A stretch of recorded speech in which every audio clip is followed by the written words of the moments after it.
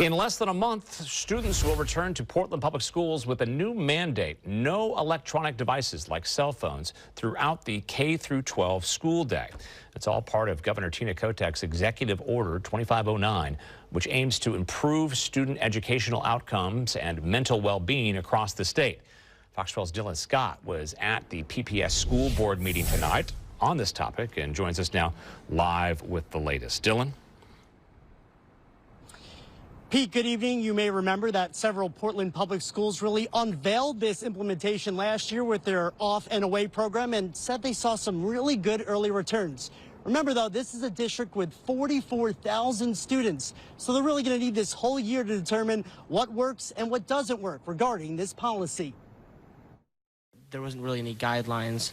We were kind of leaving that up to the schools in our original policy. So how does that play into this? Do we have to update that? With the new Portland public school year less than a month away, students, parents, and faculty alike are preparing for a world and a return without the use of electronic devices. I think to start preparing students for this, during the summertime, not be attached to their cell phones. And so saying, hey, when school starts, it's going to be off and away, or the consequence might be having it taken away by your school administrator. So preparing them for that now. PPS Chief of Schools Isaac Cardona is doing his part by addressing the school board Tuesday nights on a policy which began with their off and on initiative that ties into Governor Tina Kotek's Executive Order 2509 to get any device that receives calls or messages out of the classroom. So far, I read online just really positive returns. I hear from teachers and from administrators that enforced this last year that they are seeing kids more engaged in class and that there are less issues during the school day. Currently, this mandate is unfunded, and each school can enforce this policy how they choose.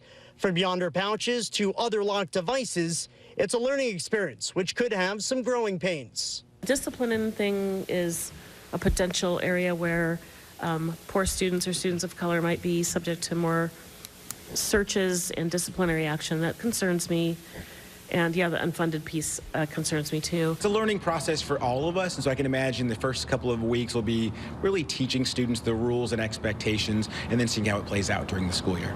The hope is with the year of data, by the end of 2026, the district can find a uniform way to keep the devices off and the learning on. Just make sure that we're using this as like a continuous improvement opportunity as we implement. And what are you hearing from other places that are having better luck? I think that'd be really helpful. We're currently in a funding deficit in PPS, and so we want to make sure that we are spending our resources in the best way. There are schools that are using Yonder pouches and some that are using maybe more affordable things like caddies, and so we'll get a chance to see how it plays out across each school, learn from that, and if Yonder pouches are the way to go, seeing what we can do to make an investment in that. Again, back out here live, the expectation is for every Portland public school to have a policy in place by October 31st of this year, with a full electronic device ban ready to go by January 1st, bye-bye cell phones of 2026. Reporting live in North Portland, Dylan Scott, Fox 12 Oregon.